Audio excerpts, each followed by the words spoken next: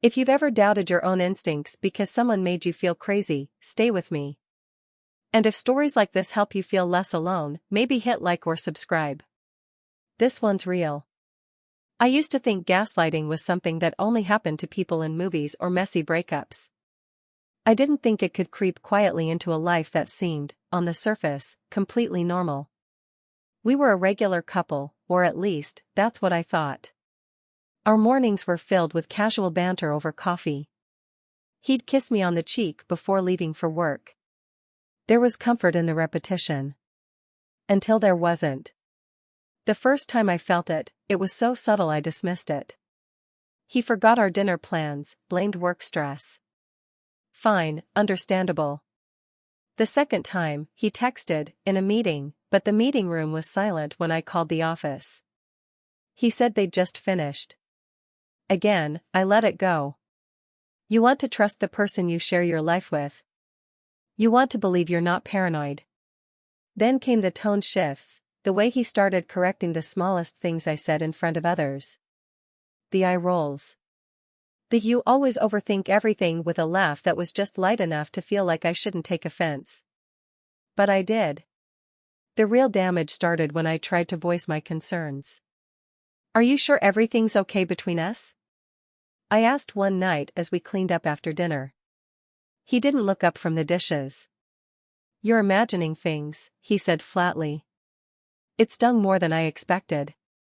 Not because it was harsh, but because it made me question whether I really was imagining things. That phrase, "you're imagining things," started to echo in other voices too. My sister said it when I mentioned his sudden secrecy with his phone. My mother said it when I vented about how emotionally distant he'd become. "He's just tired, sweetheart. Don't jump to conclusions." I began to feel like the antagonist in my own story. I'd wake up in the middle of the night with my heart racing, wondering if I was becoming someone I wouldn't want to be, suspicious, bitter, accusatory. That wasn't who I was. I was the one who gave the benefit of the doubt, who believed in communication, who trusted first. But trust without proof is just hope. And I was running out of hope. That's when I started documenting. Not publicly, just small notes to myself. Times he left. Excuses he gave. Random names that showed up on caller ID. It wasn't about catching him. Not yet. It was about sanity. I needed to know I wasn't losing my grip on reality. I'd stare at my phone for hours, debating whether to look through his messages while he was in the shower. I never did. I wanted truth, but not stolen. I wanted it to show itself. I still had that much respect, for him, for myself. The breaking point came when I overheard him on a late-night call. He didn't know I was still awake. He laughed, soft, intimate laughter. He whispered, "I'll find an excuse, don't worry." I froze. My stomach dropped. I didn't confront him. I just listened. Memorized the cadence in his voice when he lied. In the days that followed, he acted normal. Too normal. He bought me flowers.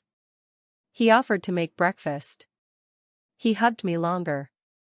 But it felt performative, like a man trying to soothe a suspicion before it grew teeth. I realized then, I was done waiting for someone to hand me the truth. If I wanted to stop being the crazy wife in everyone's eyes, including my own, I needed evidence. I needed clarity. Even if it hurt. That's when I looked up the words that changed everything: private investigator, infidelity. After I typed those words, private investigator, infidelity, I didn't hit search right away. I just stared at them. Seeing them on the screen felt like betrayal. Not of him, but of everything I had tried so hard to protect: my dignity, my belief in us, the version of myself that believed love alone could carry a relationship. Still, the discomfort of inaction hurt more. So I hit search. And the results poured in like a cold slap: dozens of agencies promising discreet, affordable surveillance, proof within days, legal evidence for court. I wasn't ready for legal anything. I just needed clarity. I needed to know I wasn't insane. I bookmarked 3 agencies. All were local. All had real reviews from people who had once been where I was, suspended between fear and denial, knowing something wasn't right but lacking the courage to prove it. I didn't contact them that day. I waited. I watched. And the more I watched, the more things began to unravel. He started putting his phone face down, always. It was subtle, but unmistakable. He kept it with him in the bathroom, in bed, in the backyard while taking out the trash. He changed his phone password. I asked jokingly, "Did you change your code?" He replied, "Security update." That's not how that works. I knew that. But I said nothing. Then came the emergency meetings that popped up after 10 p.m., the sudden trips out of town for a presentation I forgot to mention. The stories became increasingly vague, like poorly rehearsed lines from a play he assumed I wouldn't question. But I was questioning everything now. And I started testing him. I began planting small lies. "Hey, I might come by your office tomorrow." His reaction would always be tense. "Oh, we're in a different building this week." Or, "We're not letting spouses in because of a security audit." It didn't even make sense, but he delivered them with such ease. I realized then, lies had become his second language. Still, I had no proof. Only gut feelings. And everyone around me was still saying the same thing, "You're being paranoid." I couldn't take it anymore. So I called one of the agencies. It was a Tuesday afternoon. The receptionist picked up and transferred me to someone named Alec. He had a calm, non-judgmental tone. He didn't rush. He just listened. "What's your reason for reaching out?" he asked. I hesitated. Then I said it, plainly, "I think my husband is cheating." And no one believes me. I don't even know if I believe myself anymore. He was silent for a beat. Then he said something that made my throat tighten. "That's more common than you'd think." We scheduled an in-person consultation. He promised discretion, no paper trail, everything encrypted. He even offered to meet off-site, so there'd be no trace of his car or business name anywhere near my home. It was professional. Cold, almost. But that was what I needed. That night, I couldn't sleep. I kept replaying every conversation I'd had with my husband over the last month. I tried to identify the exact moment I lost him, the sentence where something inside him disconnected. I couldn't find it. Maybe it wasn't one moment. Maybe it was a slow erosion, one I kept patching over with hope. 2 days later, I sat across from Alec in a small cafe far from our neighborhood. I handed over the information, his full name, schedule, car details, common excuses, names of coworkers he mentioned often. I felt like a spy. I hated the feeling. But I also felt liberated. "I'll start Friday night," Alex said. "You'll hear from me only when I have something." I nodded. I didn't want updates. I just wanted answers. When I got home, I looked at my husband as he sat watching TV, beer in hand. He looked up, smiled like nothing was different. I smiled back. But everything had changed. Friday came with a heaviness I couldn't shake. Alec had told me not to expect instant results. It might take a few days, or it might happen right away, depending on my husband's habits. That ambiguity made it worse. I found myself jumping at every notification on my phone, every ding, every buzz. My heart raced every time I thought I saw Alec's number. My husband, meanwhile, was his usual self. That was the most unsettling part. He kissed me goodbye in the morning, made jokes over dinner, sent me reels during the day like everything was fine. And I played along. I had to. For the first time in my life, I was actively hiding something from him. And it wasn't guilt I felt. It was sadness, that I had to do this at all. Saturday, Alec texted. "Just one line, I've started. We'll keep it brief until I have substance." That message carried more weight than I expected. I clutched the phone and closed my eyes. I whispered, "Please don't let me be wrong. But if I'm right, let it be undeniable." The weekend passed slowly. My husband claimed to have a meeting with a new investor on Sunday afternoon. I watched him get dressed, button-down shirt, new cologne, his nice shoes. When I asked if I could come with him, just to walk around while you talk, he said, "You'd be so bored. It's mostly finance talk." And he kissed my forehead like a parent appeasing a child. Alec didn't call that night, which meant nothing yet. But the dread kept growing. Every small interaction started to feel laced with hidden meaning. The way he smiled. The way he avoided eye contact when I asked too many questions. The shortness in his tone when I said I was going to visit my sister. He was acting, but then again, so was I.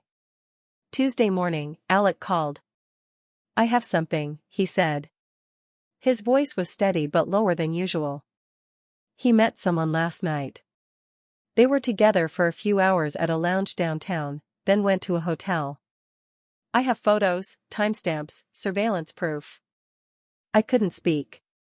For a moment, I just sat there, heart thudding, fingers clenched around the phone like it might fall. I finally whispered, "Are you sure it's him?" 100%. Plate matches, clear face shots. It's not vague. I didn't cry. I didn't scream. I didn't even ask to see the photos. Not yet. I just thanked him. I told him to send me everything encrypted, and I'd review it alone. He agreed. He was kind. Detached, but kind. That night, I didn't open the files right away. I cooked dinner. We ate in silence. My husband told me about a confusing call with investors. I nodded, feigned interest. My hands trembled as I cleared the plates. I waited until he was asleep. Then I opened the folder. There he was.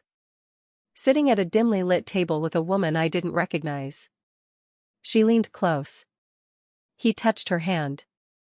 They laughed. In another photo, he was holding her coat. Then, the elevator. Then, the hotel hallway. Then, nothing. The next image was timestamped 3 a.m. as he left, alone, adjusting his jacket. I felt like I was floating above my body. My face was hot. My hands were numb. But my mind was clear. I finally had proof. Not theories, not feelings, facts. Unmistakable, time-stamped, professionally documented truth. And now I had a choice: confront him in private, scream, cry, demand answers, or hold on to this truth a little longer. Let it settle. Let it breathe. Let the silence speak louder than my pain. I didn't sleep that night. I sat on the edge of the bed, watching him. He looked so peaceful, so ordinary. I imagined his voice saying again, "You're imagining things." And I smiled, because now I knew I wasn't. The next morning, everything felt quieter. Not in the world, but in me. The war inside my chest had stopped. I wasn't calm, far from it, but I was no longer in free fall. I had landed on something solid, the truth. He made breakfast.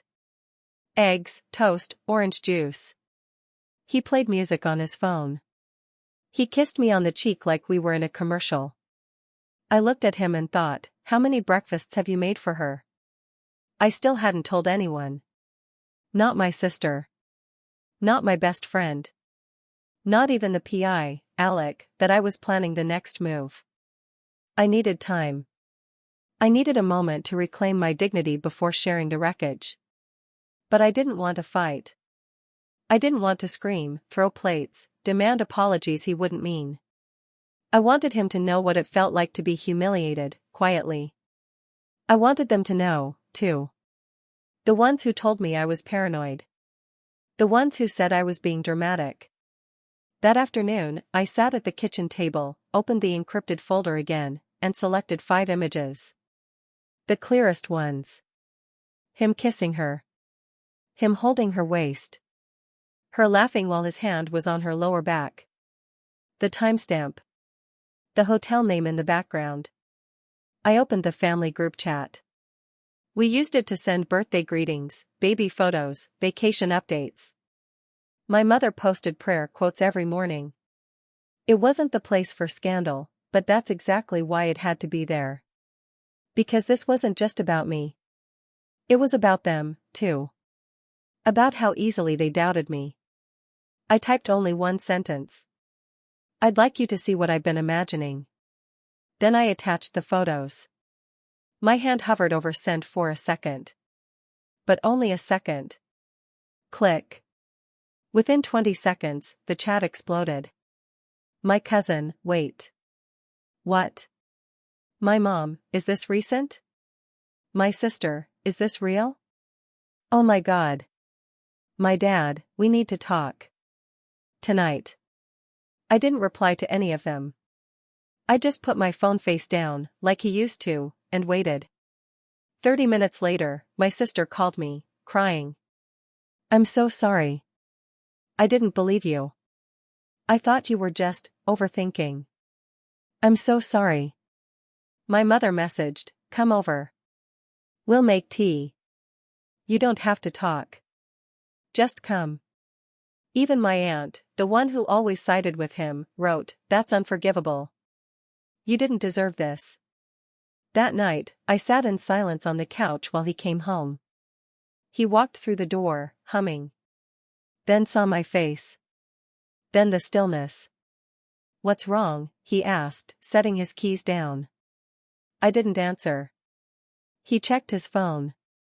I watched the moment his face changed. The moment he saw the group chat. The images. The collapse of his carefully constructed reality. His mouth opened slightly. His eyes darted to mine. Listen, he started. No, I said. My voice was even. I wasn't trembling anymore. You listen. He reached for me. I stepped back. He stammered, trying to piece together a defense. It's not what it looks like. I raised an eyebrow. That's your line? After all this? I was going to tell you. But I wasn't supposed to know, right? I was just imagining things. He looked down, ashamed or caught. I couldn't tell anymore. The silence that followed was louder than anything he could have said. I walked past him, into the bedroom, and closed the door. That night, he slept on the couch. Or maybe he didn't sleep at all. But I did. For the first time in weeks. The morning after the reveal, I woke up to silence. It wasn't the tense, watchful silence that had blanketed our home for weeks. This one was different. It was the silence of something ending. Of something I no longer had to carry. He had already left the house when I walked into the kitchen. The coffee machine was still warm. His mug sat in the sink. No note. No confrontation. Just absence. It felt oddly appropriate. Because even when he was here, emotionally, he hadn't been. My phone buzzed. Dozens of unread messages. Cousins, friends, even his coworkers reaching out to say they were sorry to hear what happened. Somehow, the photos had made their way beyond the family group. I hadn't intended that, but I wasn't surprised. Truth spreads fast when it's this undeniable. My mother came over that afternoon. She didn't bring advice. She brought lunch and silence. We sat at the table and ate slowly. She reached across, held my hand, and whispered, I believe you now. I should have sooner. It was the first time in years I saw her cry. That moment broke something in me, and then healed it all at once. Because for weeks, I hadn't just been fighting the betrayal of a partner. I was fighting the betrayal of being doubted, dismissed, condescended to. And now, for once, the shame wasn't mine to carry. A few days later, he came back to talk. He didn't bring excuses. Just sat on the edge of the couch and said, you were right. I don't know what I thought I was doing. I didn't yell. I didn't cry. I didn't give him the reaction he may have rehearsed for. I just listened. When he finished, I nodded. I appreciate the honesty, I said, but I'm not interested in repairing this. He didn't protest. Maybe he expected it. Maybe he respected it. Either way, he left that night without asking for forgiveness. That told me everything I needed to know. I changed the locks the next morning. Quietly. Without drama.